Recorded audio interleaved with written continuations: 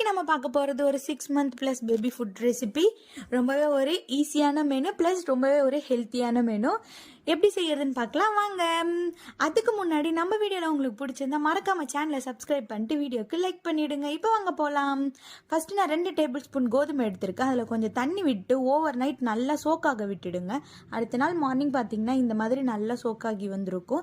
இப்போ ஒரு மிக்சர் எடுத்து நம்ம சோக் பண்ண கோதுமை எல்லாத்தையும் அதில் போட்டு நல்லா அரைச்சி எடுத்துக்கோங்க.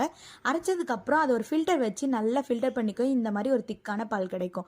ஃபில்டர் பண்ண எல்லாத்தையும் திரும்ப மிக்சரில் போட்டு திரும்ப ஒரு 1/2 கப் அளவுக்கு தண்ணி ஊற்றி திரும்ப அதை நல்லா மிக்ஸ் பண்ணி எடுத்துக்கோங்க.